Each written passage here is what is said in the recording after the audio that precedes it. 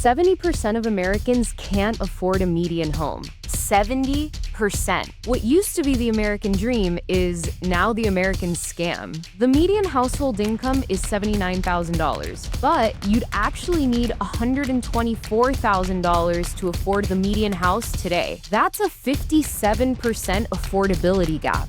The worst on record. We've officially blown past 2008 levels, and what's coming could be 10 times worse. But here's what's interesting, and it's beginning to seep into the mainstream consciousness. In Fiat, housing looks impossible. But in Bitcoin, housing looks cheap. Homes on average get 50% cheaper every 2 years when priced in Bitcoin. Welcome to episode 1 of Satoshi. I'm your host, Sophie, and today we're breaking down why the housing crisis isn't really a housing crisis. It's a currency crisis, and why Bitcoin is the only way to put families back in homes. Let's go. It's Satoshi time. 2012, you'd need 30,000 Bitcoin to buy this house.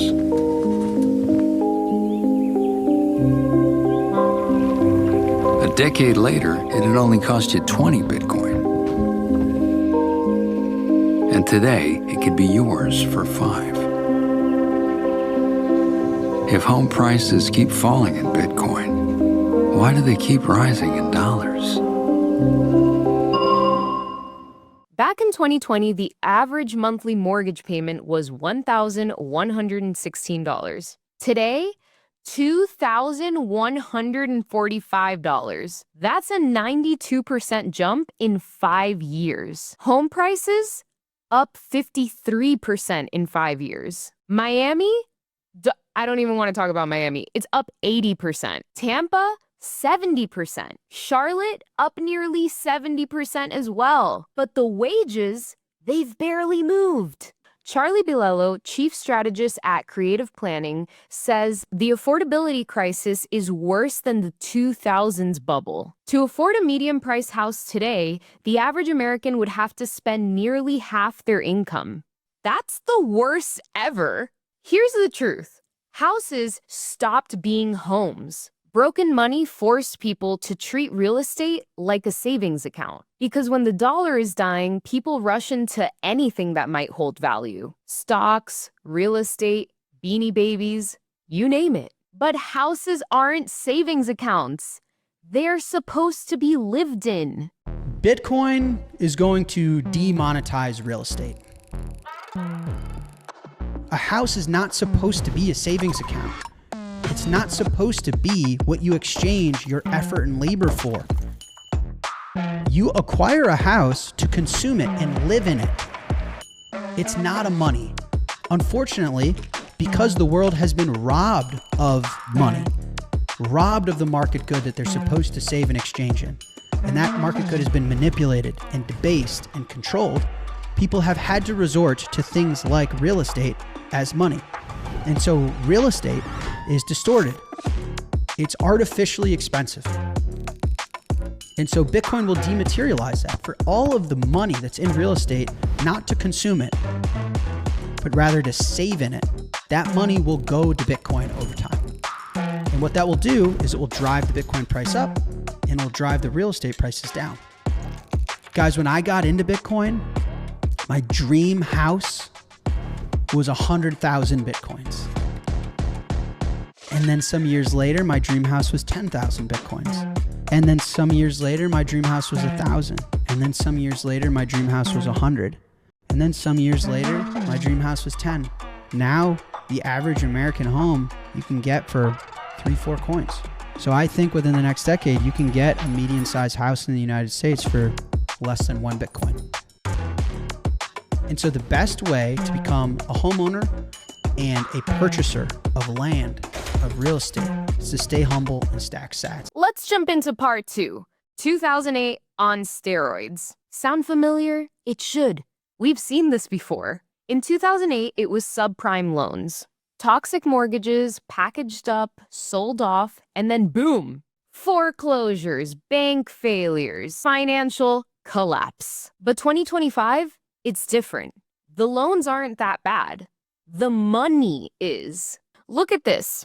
Mortgage rates went from 2.1% in 2021 to 6.8% today. And home prices surged 45% since 2020. Buyers are walking away in droves. Pending home cancellations hit a record 15% in May alone. In Miami, homes sit on the market for 83 days, which is double last year. Sellers now outnumber buyers by more than 500,000 homes. The biggest gap ever. This is 2008 on steroids. Back then, it was toxic loans, and now it's toxic money. The money is so broken that Americans have actually been living in a silent depression since 2008. Back then, they bailed out the bankers, and they stole your future doing it. Now, they're gonna try again. Humpty Dumpty can't be put back together again. That's the point of this. So to your point, can the Federal Reserve rescue this in its entirety? No. As a portion of it, that's up to them to figure out how to do. All I know is you've got to get these real estate taxes off the back of mom and pop, all property owners, and restore their balance sheet. So no person in the United States signed any document anywhere that says, I agree to go bankrupt for the sake of my school district. That's never happened. Well, do you realize that in the state of Texas, you've got 4 million houses in harm's way of bankruptcy and or losing the roof over their head? Across the United States, it's 42 million. That's the equivalent of roughly 37.8% of the household population going bankrupt or losing the roof over their head. You cannot get blood out of a stone. Nobody can. The money to pay these bonds doesn't exist. If there's no rescue, are we talking then default?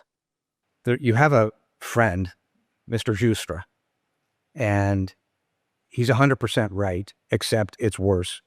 Mr. Salente is 100% right, except it's worse. As far as I can tell, what needs to occur on the bonds, and this is where the spider web gets really off the chart. The bonds themselves, you say, well, we have a face value of the bonds and the bonds are trackable. Yeah, no, they're not. And here's why. Under federal law, banks are required to hold 60% of their reserves in bonds. So if you think about it, who has the ability, but for the SEC, to walk in under subpoena power and start tracing back the QSIPs? And the QSIPs are the bond numbers of when the bond was issued, how much was issued, et cetera, et cetera. We tried. We even tried under Freedom of Information. Jeff Mashburn tried. It got to the point where even Ken Paxton himself wrote a letter, that's the Attorney General of the state of Texas, wrote a letter to the Itasca School District and said, turn it over. And the Itasca School District told him to stuff it. Well, if you can't find the QSIPs and you can't track it, but for the SEC and but for subpoena power, think of how bad this is. What banks are sitting on these outstanding bonds? What underwriters sold these outstanding bonds? When you start tracking the history of the spider web and see how big it's gotten, this is the one reason why I believe at the tail end, not only the SEC and the FBI and the DOJ, they're going to have to go to the Federal Reserve and they're going to have to craft something, somehow, to contain the damage, i.e. controlled demolition. If you let this go on its own, heaven help all of us. Fiat robbed the American dream. You want proof that Fiat robbed your future? The median age of a first-time home buyer now is 40 years old. 40. An entire generation missed the train. Back in 1930, a house on Miami Beach cost $100,000. Oh my God. That's depressing. That same house today, $100 million. Michael Saylor saw that data and said it perfectly. The winning currency of the 20th century lost 99.9% of its value. Time risk. Pretty much on average, the currency collapses every 30 to 40 years in most political jurisdictions for all of human history. And if you get a currency to last for, by the way, the best currency of the last 100 years is the dollar. The U.S. won every war of the 20th century. My house in Miami Beach traded for $100,000 in 1930.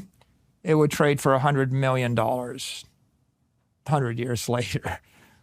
99.9% collapse in the value of the dollar. The winning currency of the 20th century, the best currency in the world, lost 99.9% of its value. That's a winner. That's fiat. It bleeds you dry. It forces you into 30 years of debt slavery while your savings melt away. Meanwhile, politicians pretend that they're helping, pushing universal basic income, telling you to rent forever while they gobble up more property with your stolen purchasing power. But Bitcoin fixes housing.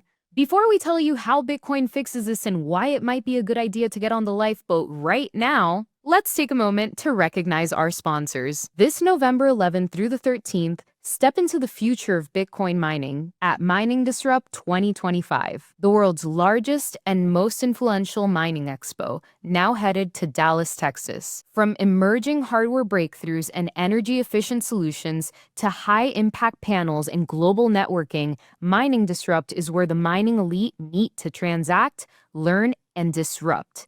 With unmatched media coverage, live-streamed keynote sessions, and press visibility, your presence here means you're shaping tomorrow's mining agenda today. Whether you're ready to exhibit, speak, or simply fuel your competitive edge, Dallas is where the disruption happens. Don't miss Mining Disrupt 2025. We'll see you there at the news desk, and don't forget to use promo code SimplyBitcoin for 20% off. All right, here's where it gets good. When you price homes in Bitcoin, it's a whole different story. In 2020, the average house cost 0.12 Bitcoin. In 2025, the average house now costs 0.02 Bitcoin. That's an 83% discount in just 5 years. And on average, homes get 50% cheaper every 2 years when priced in Bitcoin. Jack Mallers said it best: Bitcoin demonetizes housing.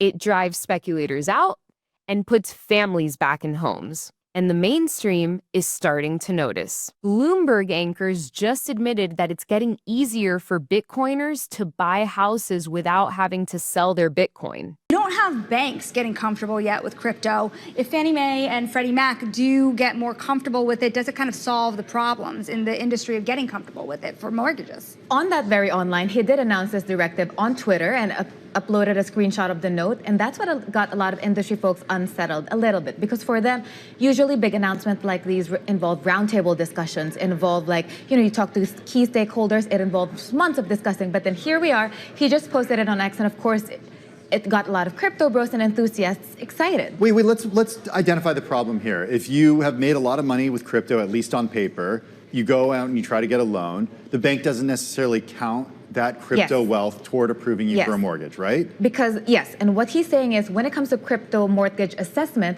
he wants Bitcoin and all your assets to be included. Because, for example, if you're a Bitcoin billionaire, but you just have a little in fiat currency or dollars, then no one will care that you're a Bitcoin billionaire. So this is just really that, counting it as part of the risk assessments. And you both would know, if you're a mortgage, if you have a mortgage, that usually it's really your income and the house as your collateral that are the primary drivers, but assets also play a role, although quite secondary, your savings, your 401k, and so that's what they want to prove. And for Bitcoin holders, they're happy because they don't have to liquidate their holdings to put in a down payment or to prove that they have the cash. It's interesting, you have Bill Pulte really also looking at the traditional way credit scoring works, FICO versus Vantage 4.0. The question to me is, when does a traditional lender say, I'm going to take your Bitcoin and lend against it? Isabel? That is a big question, and we actually have startups like that. Milo, for instance, it's a Miami-based startup. From start to finish, it does that. But then in the traditional space, we still don't have it. And a lot of questions remain because Bitcoin is so volatile. In a month, it can move 40% on the upside or the downside. So how will that go? Even the Federal Housing Finance Agency now says that digital assets will be counted in mortgage assessments. Michael Saylor, he calls Bitcoin the great demonetizer of real estate. I know wealthy people, they own 16 estates on the Eastern Shore, and they live in 2 of them. Like, why do they buy them? They land banking. What does that mean? Well, the guy makes a lot of money every year, and he doesn't want to put it in a savings account, so he goes and he just buys a cool piece of property, and he buys another one. Well, okay, it sounds good, but here's the problem. The guy buys up the beautiful pieces of property, and so you can't afford it. Right. And if the rich guy wasn't buying up all the beautiful houses, they would cost half as much. And you could live in a beautiful house. So here's what happens. Some rich dude has 27 houses that are empty. You don't have a beautiful house. You have a family. Your kids, your dog could use the beautiful house. The rich dude doesn't even want the house. He just wants a long-term capital preservation strategy. Right? And so that's a perverse incentive and a distorted economy. That's broken. That's broken money. That's because the rich dude is using an estate on the eastern shore of Maryland as a piggy bank. Yep. Huh? But the estate doesn't get renovated. The house is falling down. There's a beautiful pool on the water, and you could have a great family picnic there every Sunday, but it's not going to happen because the rich dude has 16 other houses. He just bought that house because he thought it was a good investment. Okay, that's wrong. Lawrence Lepard, he says fiat will fail, and there is no do-over. You either make the jump to Bitcoin, or you get left holding monopoly money. You know, at some point, fiat currency is going to fail, in my belief, in my opinion. So which snowflake is going to cause the avalanche to break loose and have it fail? I don't know. But there's no do-over. You know what I mean? You don't get to say, oh, you know, I'm sorry. I kind of wish I wish I'd gotten out of the way before that avalanche, broke loose and came down and smothered me. What does that look like, Larry? Like when fiat fails? Because I feel like that is ugly. It is ugly. People, it is ugly. I'm assuming you've heard of the book Mandibles. It's in the book. Right? There we go. Yeah.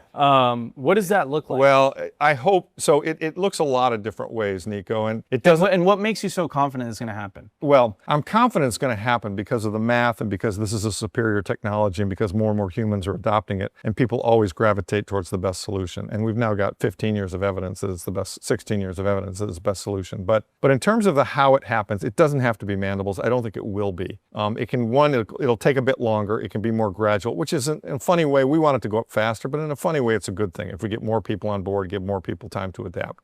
The second thing is, as I talk about in the book, this doesn't have to be a brutal, total collapse. We can do a currency reset, okay? Mm-hmm. This has been done before. Roosevelt did it in 1933. I mean, we can basically transition back to a sound money currency. The problem with America today is that the money is unsound and the money is broken, title of Lynn's book.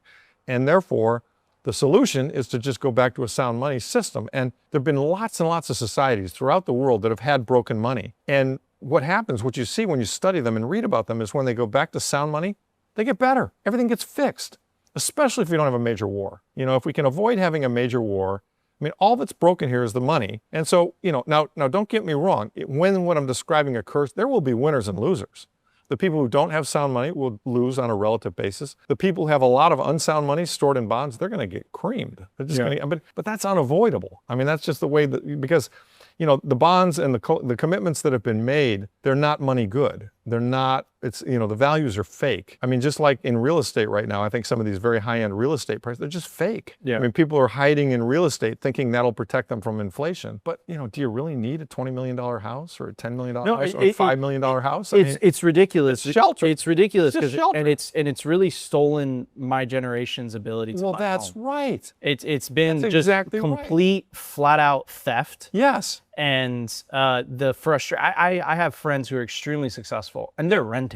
Right. My kids are all in their 20s, and they're like, Dad, how am I ever going to buy a house? Yeah. Right? And it's absurd. To the lifeboat. Here's the bottom line. There isn't a housing crisis. There's a currency crisis. The elites stole your future in 2008, and they're about to do it again. Working Americans have been in a depression since then, while banks got fat. Ew.